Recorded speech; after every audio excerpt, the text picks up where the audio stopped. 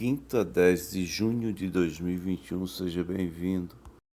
E então agora nós vamos em Oséias, ainda seguindo profecias do Reino do Norte, que agora é também governado por um rei que se chama Oséias. Oséias, rei de Israel, foi quem matou o Peca, que agora está governando lá, tá bom? Oséias capítulo 5, versículo 1 diz assim: ouçam isto, sacerdotes, atenção, israelitas, escutem, ó família real. Essa sentença é contra vocês. Vocês têm sido uma armadilha em Mispá, uma rede estendida sobre o monte Tabor. Os rebeldes estão envolvidos em matança. Eu disciplinarei todos eles. Conheço Efraim. Israel não pode se esconder de mim. Efraim, agora você se lançou à prostituição. Israel se corrompeu. Suas ações não lhe permitem voltar-se para o seu Deus, porque um espírito de prostituição está no coração deles. Não reconhecem o Senhor. A arrogância de Israel testifica contra eles. Israel e Efraim tropeçam em seu próprio pecado. E Judá também tropeça com eles. Versículo 6 aí, de Oséias 5, vai dizer assim: quando eles forem buscar o Senhor com os seus rebanhos, com o seu gado, não encontrarão, ele se afastou deles. Tiraram então o Senhor do lugar que era dele aqui, traíram, viraram as costas e não querem voltar para o Senhor. É isso que o texto está dizendo. Versículo 7 diz que eles traíram o Senhor, geraram filhos ilegítimos, e agora as suas festas de lua nova os devorarão, tanto a eles quanto as suas plantações. Filhos ilegítimos, vamos lá, incesto é filho ilegítimo, filho ilegítimo também são filhos tidos com mulheres de outros povos, porque eles não podiam fazer isso, agora estavam misturados, tá certo? Bom, se você olhar aí, Oséias 5, verso 9, diz: Efraim será arrasado no dia do castigo entre as tribos de Israel. Eu proclamo o que acontecerá. Os líderes de Judá são como os que mudam os marcos dos limites. Foi Acaz que fez isso há pouco tempo, né? Ele mudou tudo. Fechou a casa do Senhor, o templo do Senhor. Sabe aquele salmo que fizeram até música, né? Quão amáveis são seus tabernáculos, Senhor dos exércitos. A minha alma suspira e desfalece pelos seus atos. Aí diz uma coisa interessante: o pardal encontra casas, a andorinha ninhos para si. Eu encontrei teus altares, Senhor, em meu... Lembra essa música? Bom, parece uma coisa romântica, linda de falar, né? Pardal encontrou casas junto ao altar. A andorinha encontrou um ninho no altar. Isso é terrível, é uma desgraça. Um altar que tinha que estar sendo oferecido a oferta de manhã e de tarde, às 9 da manhã, às 3 da tarde, todo dia. Como é que pardal faz ninho ali, de andorinha? Né? Então o que acontece é o seguinte: Acaz fechou a casa do Senhor, fechou o templo, tirou o altar de lá. Aí dá certo. Aí dá para fazer ninho, né? Bom, versículo 11 de Oséias 5 diz que Efraim está oprimido, esmagado pelo juízo, porque decidiu ir atrás de ídolos, né? Decidiu trair ao Senhor. Sou como uma traça para Efraim, como podridão para o povo de Judá. Quando Efraim viu a sua enfermidade, e Judá também observou, olhou os seus tumores, Efraim se voltou para a Síria e mandou buscar a ajuda do grande rei da Assíria. Mas ele não tem condições de curar vocês, nem pode sarar os seus tumores, porque Acaz também foi atrás dele, lembra? Levou as coisas do templo, foi tudo atrás dele. Verso 14 diz assim: pois serei como um leão para Efraim, como um leão grande para Judá. Eu os despedaçarei, e irei embora e os levarei. Exílio, exílio, exílio. Sem que ninguém possa livrá-los. Então eu voltarei ao meu lugar até que eles admitam sua culpa. Então eles me buscarão, minha face em sua necessidade. Eles me buscarão ansiosamente. Ainda no capítulo 6 do Oséias, no versículo 1, diz assim: vinde, voltemos ao Senhor. Ele nos despedaçou e nos trará cura. Ele nos feriu, mas sarará as nossas feridas. O Senhor está colocando aqui o seguinte: não é o rei da Assíria que tem poder de fazer isso. Fui eu que fiz. Sarar. Agora eu tenho o poder de sarar. Eu fiz a ferida e eu tenho o poder de sarar. O poder do rei da Assíria não é suficiente para isso. Capítulo 6 de Oséias, versículo 2 diz: depois de 2 dias ele nos dará vida novamente, e ao terceiro dia nos restaurará para que vivamos em sua presença. Depois de 2 dias, sim, Jesus, né? Jesus, Judá, Jesus é a tradução fiel do nome de Josué, tá? Mas Jesus era judeu, da tribo de Judá. Ele, depois de 2 dias, ou seja, no terceiro dia, depois de 2 dias nos dará vida, diz o texto aqui. No terceiro dia nos restaurará para que vivamos em sua presença.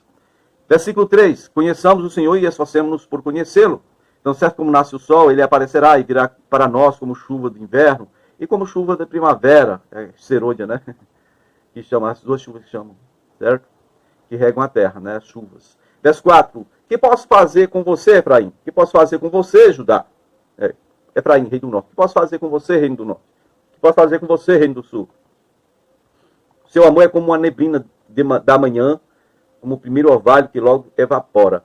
Neblina ou cerração é um negócio que causa muito acidente. A região sudeste ali, Brasil, Minas Gerais, região leste, né, zona da mata. Tá certo? A cerração é assim, ela, antes do sol abrir, ela tá ali, a gente não vê muita coisa não lá para frente. Aí depois que o sol aquece, foi-se embora, né? Foi-se embora. E aqui o profeta Oséias está dizendo para eles que o amor deles é assim. É como uma neblina da manhã, não é de manhã, é da manhã. Um primeiro orvalho que logo evapora quando vem o sol.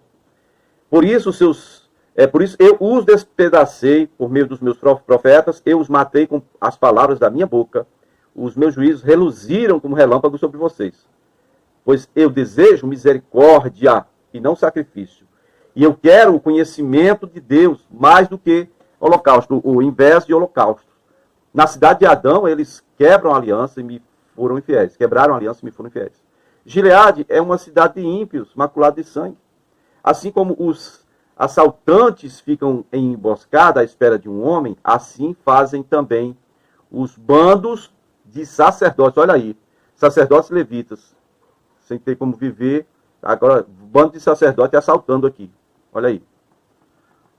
Eles assassinam na estrada de Siquém e cometem outros crimes vergonhosos. Olha aí.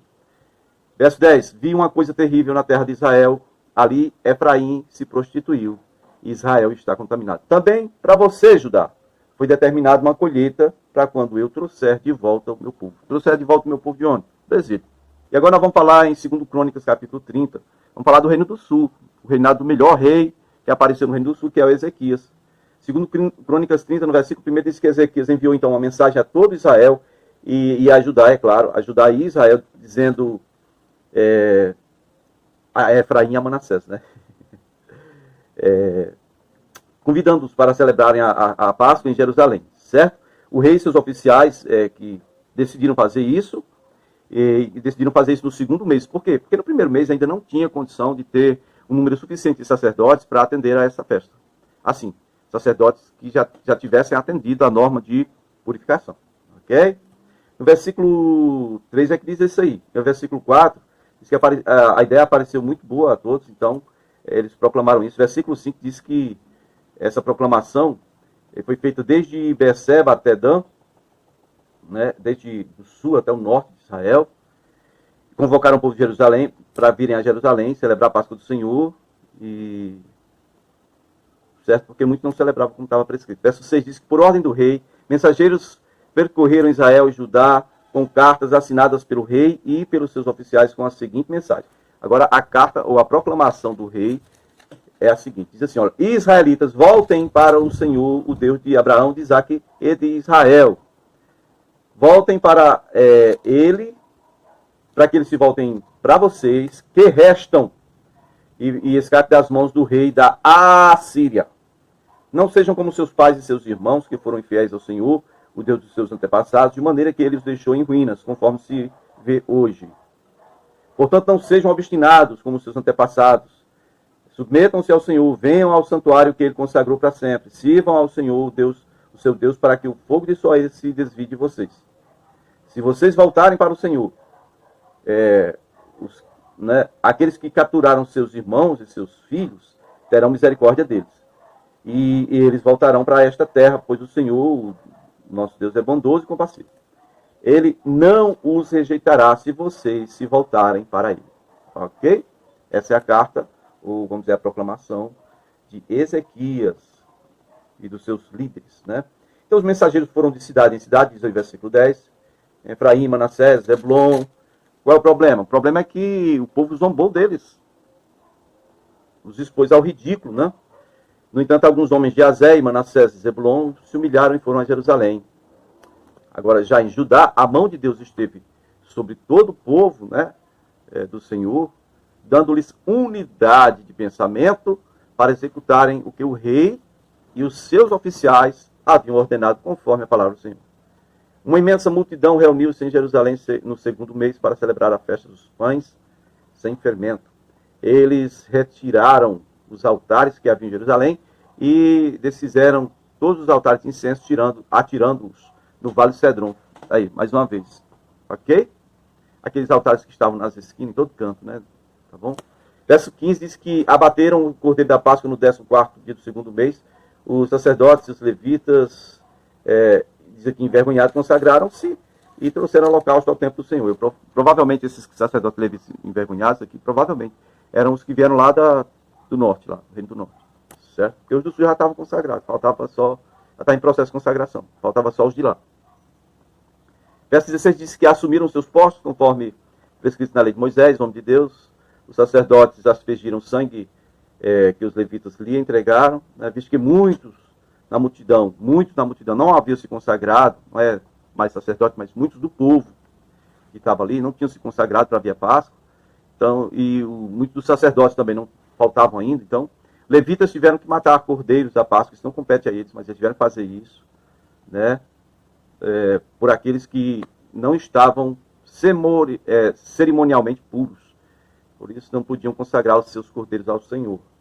Embora muitos dos que vieram de Efraim, Manassés, Isacar e Zebulon não estivessem purificados, assim mesmo com medo da Páscoa. Olha aí, contrariando o que estava escrito na lei de Moisés, no caso. Mas Ezequias orou por eles, dizendo: queira o Senhor, que é bondoso em perdoar todo aquele que inclina o seu coração para buscar a Deus. E o Senhor, o Deus de seus antepassados, mesmo que não estejam eles puros, de acordo com as regras do santuário. E o Senhor ouviu a oração do Ezequias e não castigou o povo. Olha, interessante. Ele sabe que Deus ouviu a oração deles porque Deus não exerceu juízo, não jogou fogo do céu sobre eles, por eles não terem se purificado. Isso está errado, tá. Mas aqui, uma exceção à regra, o sujeito tinha que atender à regra da purificação para participar da Páscoa. Ok? Sempre foi assim, desde o primeiro tempo, da primeira Páscoa. Porém, aqui era um negócio todo especial. Nunca aconteceu isso, de pessoas de Israel virem, depois que o reino foi dividido, nunca aconteceu isso. Só na época de Salomão. Então, se Deus fosse exercer juízo ali, Deus iria estar mostrando para o povo o quê? Não, eu não quero isso não, eu quero que fique dividido mesmo. Matar eles aqui, porque eles não se purificaram, eu quero que fique dividido mesmo. Verso 21 diz que os israelitas presentes em Jerusalém celebraram com muita alegria a festa dos pães sem fermento durante 7 dias. E diariamente os levitas, os sacerdotes, cantavam louvores, né, com instrumentos. Versículo 25 diz que Ezequias dirigiu a palavra animadoras aos levitas, que mostraram boa disposição no serviço. E durante 7 dias eles comeram suas porções, conforme a lei, né, das ofertas, sacrifício de comunhão. Esse sacrifício de comunhão não é holocausto, o sacrifício de comunhão é oferecido pela família, o Senhor participa desse sacrifício, né, eles comem ali na presença do Senhor, e os sacerdotes, os levitas lá, eles têm uma parte lá, tá bom? Eles recebem uma parte. Louvam a Deus, os seus antepassados. Na verdade, os sacerdotes têm esse direito. E eles compartilham com os levitas porque são seus auxiliares, né? Verso 23 diz que toda a Assembleia decidiu prorrogar a festa por mais 7 dias. Celebraram com alegria. Então Ezequias, rei de Judá, ofereceu 1000 novilhos, 7.000 ovelhas e bodes para as assembleias. E os líderes ofereceram 1000 novilhos e 10.000 ovelhas e bodes. Muitos sacerdotes se consagraram. E toda a Assembleia de Judá se regozijava com os sacerdotes levitas. O versículo 23 diz que houve grande alegria em Jerusalém, pois desde os dias de Salomão, filho de Davi, rei de Israel, não havia acontecido algo assim na cidade de Jerusalém. Os sacerdotes e os levitas levantaram-se para abençoar o povo e Deus os ouviu. Deus ouviu a oração deles e chegou aos céus, a sua santa habitação. Ok? Valeu. Salmo 81 aí para você concluir a história de hoje. Semana que vem tem mais Comente Bíblia. Se desejar contribuir, a chave Pix está fixada no comentário.